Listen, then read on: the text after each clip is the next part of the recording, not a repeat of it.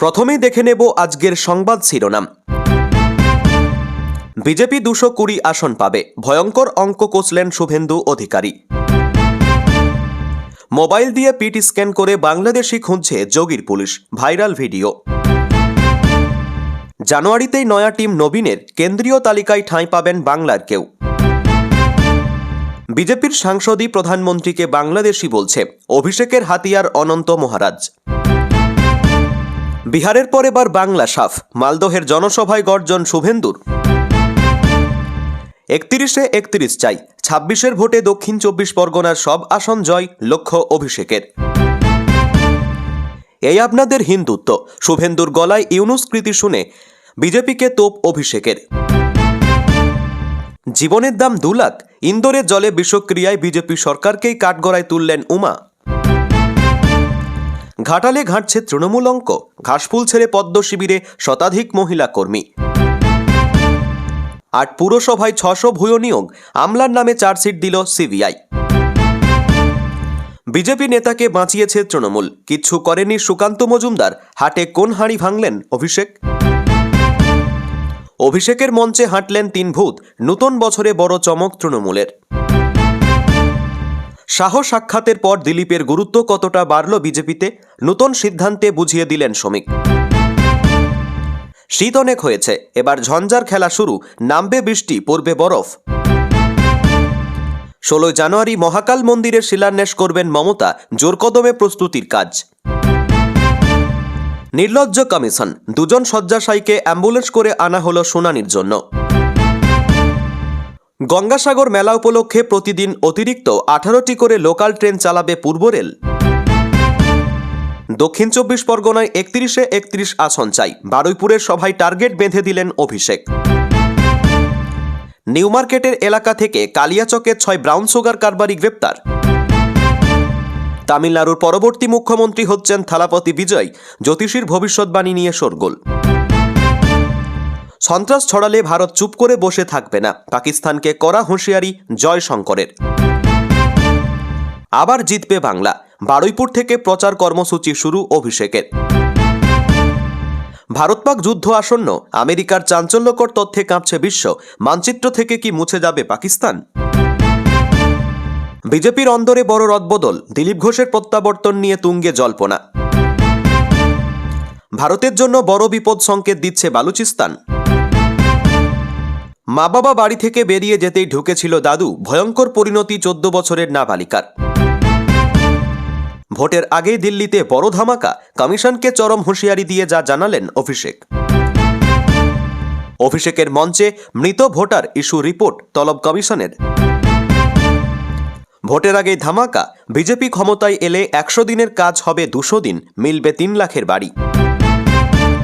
ভোটে জিততে নীতিশের পথে হেমন্ত, মহিলাদের মোটা উপহার, ছাত্রদেরও ভাতা অসমে। বাজেয়াপ্ত মন্ত্রী চন্দ্রনাথ সিনহার সম্পত্তি, প্রাথমিক শিক্ষক নিয়োগ দুর্নীতি মামলায় অ্যাকশনে ইডি। হাত কেটে নেব, ট্রাম্পকে লক্ষণ রেখা অতিক্রম না করার বার্তা দিয়ে হুঁশিয়ারি ইরানের। এশায়ার শুনানিতে রাজবংশীদের হেনস্থায় কমিশনকে চিঠি, ফের বেসুরো অনন্ত মহারাজ। আন্দোলনে নড়ল টনক, 100 দিনের কাজের ধাঁচেই গিগ ওয়ার্কারদের জন্য নয়া প্রকল্প কেন্দ্রের। বাবরি মসজিদের পাশাপাশি তৈরি হবে হাসপাতাল ও বিশ্ববিদ্যালয়, ঘোষণা হুমায়ুনের। ভোটার তালিকা অনিয়মের অভিযোগের প্রেক্ষিতে 5 জনের বিরুদ্ধে ব্যবস্থা নিতে চলেছে নির্বাচন কমিশন। প্রিয় দর্শক, এবার আসছি বিস্তারিত খবরে। 21-এর নির্বাচনে রাজ্যে পালাবদলের স্বপ্ন দেখেছিল বিজেপি, 200-র বেশি আসন তারা পাবেন বলে বিজেপি নেতারা দাবি করছিলেন। 21-এর নির্বাচনে বিজেপির সেই হিসেব মেলেনি। 5 বছর পর বিজেপির দাবি তৃণমূলের বিদায় হচ্ছেই। দিন 3 আগে বাংলায় এসে অমিত শাহ দাবি করেছিলেন এবার বাংলায় 2/3 আসনে জিতবে বিজেপি। তিনি সংখ্যা না বলাই তখন তৃণমূল বিজেপিকে বিনতে শুরু করেছে। তখন নতুন দাবি করলেন বিধানসভার বিরোধী দলনেতা শুভেন্দু অধিকারী।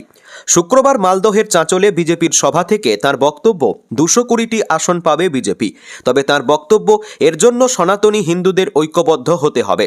চাঁচলের সভা থেকে উত্তর মালদহ ও নন্দীগ্রামের প্রসঙ্গ তুলে শুভেন্দু বলেন, এবার বিজেপিকে কেউ রুখতে পারবে না। এই রাজ্যের মধ্যে 2 জায়গায় হিন্দু আদিবাসীদের সবচেয়ে বড় জোট রয়েছে, তার মধ্যে একটা উত্তর মালদহ 85% হিন্দু পদ্মফুলে ভোট দিয়েছেন। যদি গোটা রাজ্যে উত্তর মালদহকে দেখে সনাতনীরা এগিয়ে আসেন তাহলে 200 নয় 220টি আসনে বিজেপি জিতবে। প্রসঙ্গত 26-এর নির্বাচনে উত্তর মালদহ কেন্দ্রে জেতেন বিজেপির খগেন মুর্মু। অন্য জায়গায় হিন্দুদের ঐক্যবদ্ধ হওয়া নিয়ে শুভেন্দু বলেন, আরেকটা জায়গায় হিন্দুরা একজোট হয়েছিল 2021 সালে। নন্দীগ্রামে 65% হিন্দু এক হয়েছিল প্রথমবার। আমি 2000 ভোটে জিতেছিলাম। 24-এর লোকসভা নির্বাচনে 72% হিন্দু এক হয়েছিল।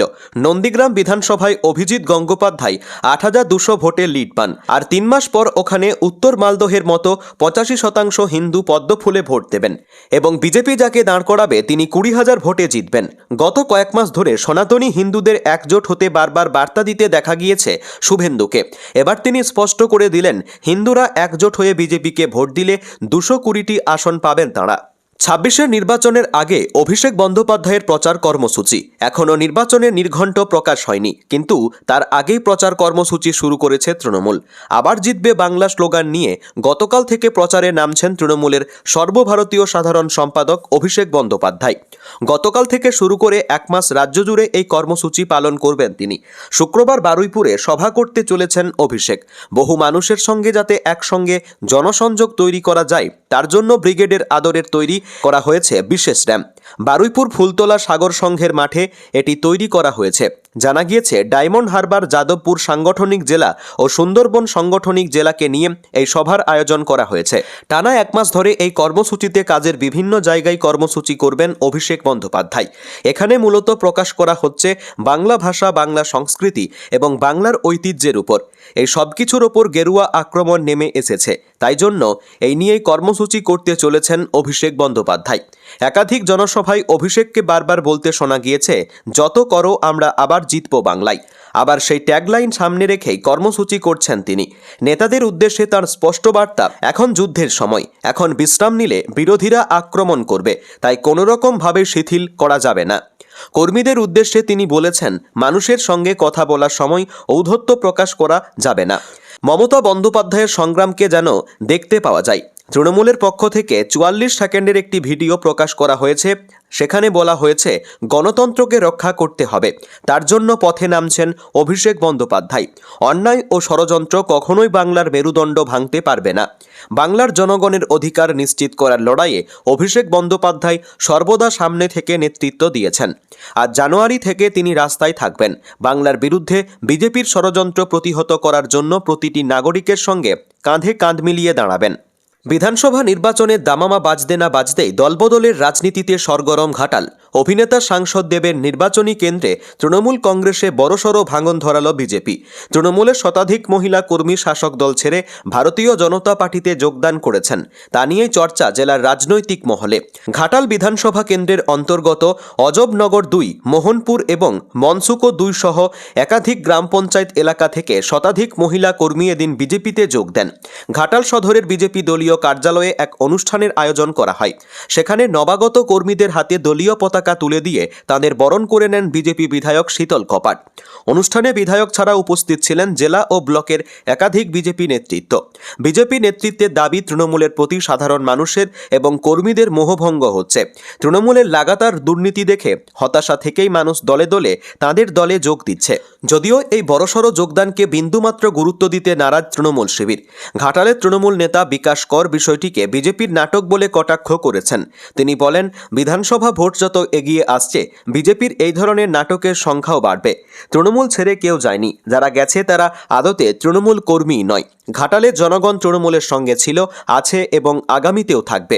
এখন বিধানসভা নির্বাচনের আগে গ্রাম পঞ্চায়েত স্তরের কর্মীদের এই দলবদল নিচুতলার সমীকরণের প্রভাব ফেলতে পারে কিনা, বিশেষ করে মহিলা কর্মীদের এই যোগদান শাসক দলের মহিলা ভোট ব্যাংকে ছাপ ফেলতে পারে কিনা সেটাই দেখার।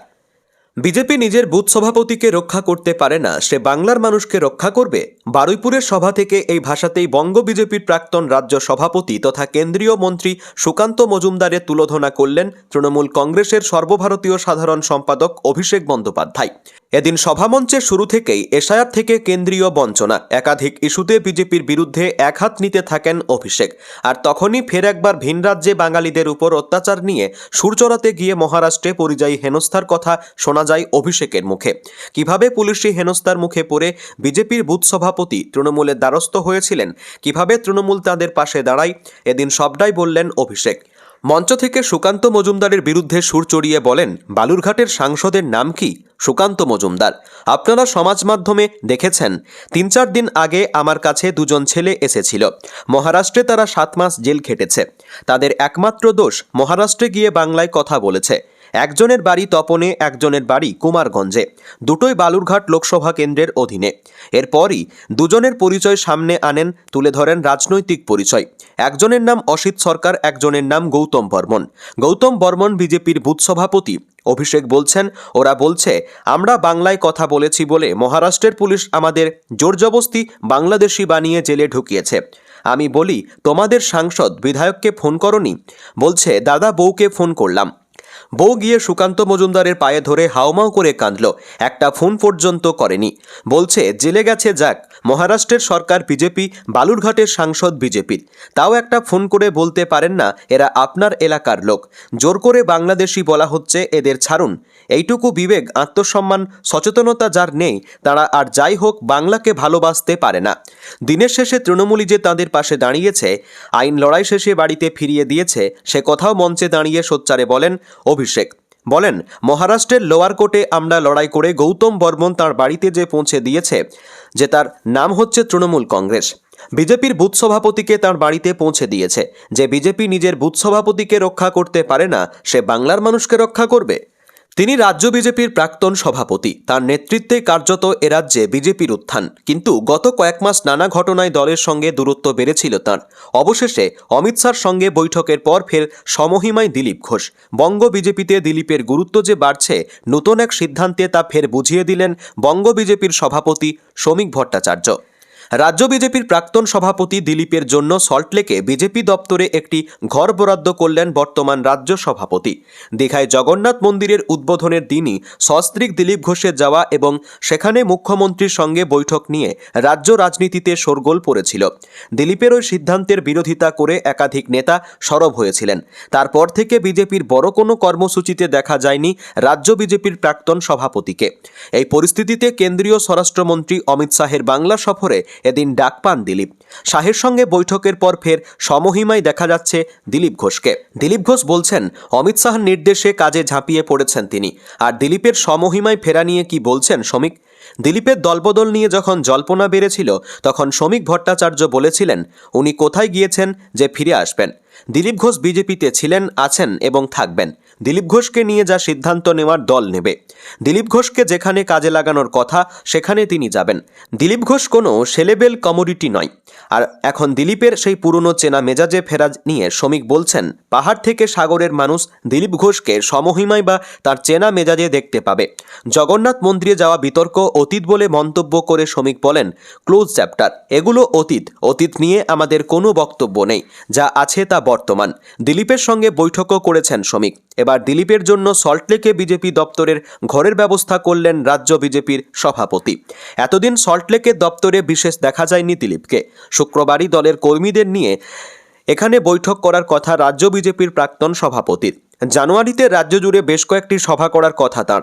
সূত্রের খবর, 6 থেকে 20 জানুয়ারি বাংলার বিভিন্ন প্রান্তে 16টি সভা করতে পারেন দিলীপ ঘোষ।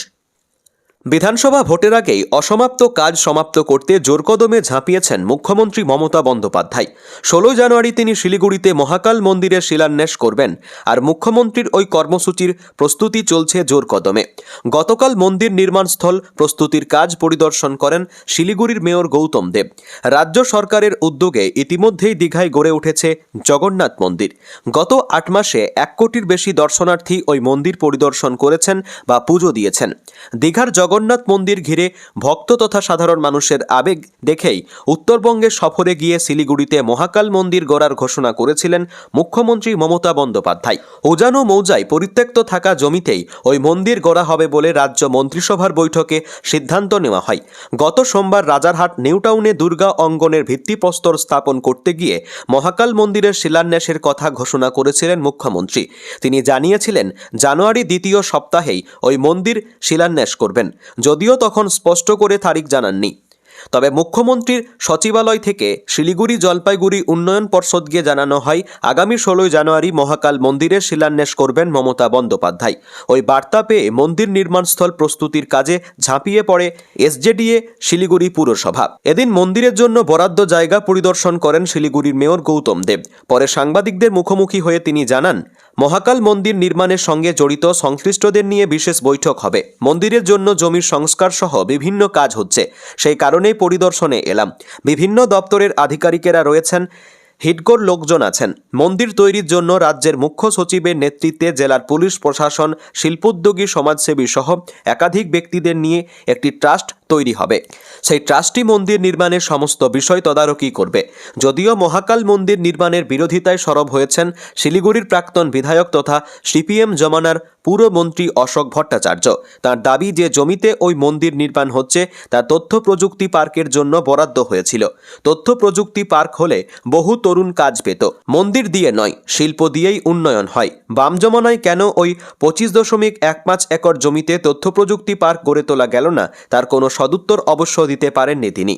বিধানসভা নির্বাচনকে সামনে রেখে যখন বাংলার রাজনৈতিক অঙ্গনে পারদ চড়ছে, সেই মুহূর্তে রাজ্যের বিরোধী দলনেতা শুভেন্দু অধিকারী একটি গুরুত্বপূর্ণ ঘোষণা করলেন। মালদহ জেলার চাঁচলে এক জনসভায় তিনি জানান, এ রাজ্যে বিজেপি ক্ষমতায় এলে গ্রামীণ কর্মসংস্থান প্রকল্পের 100 দিনের কাজ 200 দিনে উন্নীত করা হবে। শুভেন্দু অধিকারী উপভোক্তাদের জবকার্ড যত্ন সহকারে সংরক্ষণের আহ্বান জানান। তিনি দাবি করেন যে বিজেপি গ্রামীণ কর্মসংস্থান প্রকল্পের বর্তমান আওতা বাড়াবে। এই প্রসঙ্গে তিনি বলেন, আপনাদের জব কার্ডগুলো ভালো করে রাখুন। বিজেপি ক্ষমতায় এলে আমরা 100 দিনের গ্রামীণ কর্মসংস্থান নিশ্চয়তা 200 দিনের অর্থাৎ দ্বিগুণ করে দেব। উল্লেখ্য, 2025 সালের ডিসেম্বরে কেন্দ্রীয় বিজেপি সরকার নতুন বিকশিত ভারত গ্যারান্টি ফর রোজগার অ্যান্ড আজীবিকা মিশন বিল পাশ করে, যা পূর্ববর্তী মনরেগার স্থলাভিষিক্ত হয়েছে। এই নতুন আইনটি 100 দিনের পরিবর্তে 125 দিনের কাজের গ্যারান্টি দেয় এবং কর্মসংস্থানকে পরিকাঠামো উন্নয়নের সঙ্গে যুক্ত করে। তবে এর একটি উল্লেখযোগ্য দিক হল প্রকল্পের 40% তহবিল রাজ্যের উপর স্থানান্তরিত করা হয়েছে। এই পদক্ষেপটি এর প্রভাব ও অর্থায়ন কাঠামো নিয়ে সংসদ এবং জনমানসে ব্যাপক বিতর্কের জন্ম দিয়েছে, যা নিয়ে রাজনৈতিক মহলে নানা জল্পনা চলছে। কেন্দ্রীয় সরকারের বিরুদ্ধে আবাসন ও গ্রামীণ কর্মসংস্থান প্রকল্পে তহবিল আটকাচ্ছে বলে তৃণমূলের মিথ্যে অভিযোগের পাল্টা জবাব দেন শুভেন্দু। তিনি দাবি করেন, এই প্রকল্পগুলির জন্য বরাদ্দ অর্থ রাজ্যের শাসক দলের মদতপুষ্ট অসাধু সুবিধাভোগীরা লুট করেছে। বিজেপি ক্ষমতায় এলে প্রতিটি বাড়ির জন্য 3 লক্ষ টাকা দেবে বলেও তিনি প্রতিশ্রুতি দেন। এই প্রসঙ্গে তিনি মমতা বন্দ্যোপাধ্যায়ের সরকারে দেওয়া 1.20 লক্ষ টাকাকে অপর্যাপ্ত বলে মন্তব্য করেন। বর্তমান নির্মাণ সামগ্রীর মূল্য বৃদ্ধির কারণে নিজের পরিকল্পিত কর্মসূচিগুলিতে তৃণমূল সরকারের পক্ষ থেকে প্রশাসনিক বাধার তীব্র সমালোচনা করেন শুভেন্দু অধিকারী। তিনি অভিযোগ করেন, 2021 সালের বিধানসভা নির্বাচনের পর থেকে তার সভা ও রাজনৈতিক কর্মসূচির অনুমতির জন্য তাকে 104 বার কলকাতা হাইকোর্টের দ্বারস্থ হতে হয়েছে, যার মধ্যে চাঁচলের বর্তমান সভাও অন্তর্ভুক্ত ছিল। এই প্রসঙ্গে তিনি বলেন, কেন? কারণ অত্যাচারী তৃণমূল সরকার এবং তাদের হাতের পুতুল পুলিশ বাহিনী কোনো কারণ ছাড়াই অনুমতি আটকে রাখে। এর উদ্দেশ্য শুধু বিরোধীদের কণ্ঠরোধ করা এবং গণতান্ত্রিক অধিকার খর্ব করা। তিনি আরও উল্লেখ করেন যে বারবার কলকাতা হাইকোর্ট এই স্বেচ্ছাচারী নিষেধাজ্ঞা বাতিল করে অনুমতি দিয়েছে, যা মমতা বন্দ্যোপাধ্যায়ের প্রশাসনের ক্ষমতার নির্লজ্জ অপব্যবহার ফাঁস করে দিয়েছে। এটা শাসন নয়, ছদ্মবেশী একনায়কতন্ত্র। তৃণমূলের 2011 সালের বদলা নয় বদল চাই স্লোগানকে ঘুরিয়ে দিয়ে শুভেন্দু বলেন, বদলা চাইলে বদল করুন। পরিবর্তন সংকল্প সভা শীর্ষক এই সভায় তিনি 2025 সালের শুরুতে মুর্শিদাবাদে ওয়াকফ আইনের বিরুদ্ধে হিংসাত্মক প্রতিবাদে হিন্দুদের ওপর হামলার ঘটনা উল্লেখ করে বলেন যে এখন সময়ের দাবি হল হিন্দুদের রাজ্যব্যাপী ঐক্যবদ্ধ করা। শুভেন্দু মনে করেন 2021 সালের নির্বাচনের আগে পশ্চিমবঙ্গের দুটি পকেটে হিন্দুরা ঐক্যবদ্ধ হয়েছিল, মালদহ উত্তর অঞ্চলে যেখানে বিজেপি 2টি আসন জিতেছিল এবং নন্দীগ্রামে যেখানে তিনি স্বয়ং মুখ্যমন্ত্রীকে পরাজিত করেছিলেন। তিনি বলেন, আমাদের কাজ হলো তাদের রাজ্যব্যাপী ঐক্যবদ্ধ করা। মুখ্যমন্ত্রীকে বিঁধে এবং তার ভাইপো অভিষেক বন্দ্যোপাধ্যায়ের সঙ্গে মতপার্থক্যের কারণে 2019 সালে লোকসভা নির্বাচনের আগে তৃণমূল ছেড়ে বিজেপিতে যোগ দেওয়া প্রসঙ্গে তিনি বলেন, দিদি যখন পিসি হয়েছিলেন তখনই আমি তৃণমূল ছেড়েছিলাম। তিনি আবারও অভিযোগ করেন, মালদহের মানুষ তৃণমূলকে ঘৃণা করে কারণ তারা চোর। অধিকারী দাবি করেন যে গত সাধারণ নির্বাচনে এই অঞ্চলে কোনো বিধানসভা আসনে তৃণমূল জিততে পারেনি। তিনি প্রতিশ্রুতি দেন, বিজেপি ক্ষমতায় এলে রাজ্যের মানুষের জন্য উন্নত কল্যাণমূলক প্রকল্প আনা হবে এবং তৃণমূল লক্ষ্মীর ভাণ্ডার বন্ধ হয়ে যাওয়ার গুজব ছড়াচ্ছে বলে সেটিকে প্রত্যাখ্যান করেন।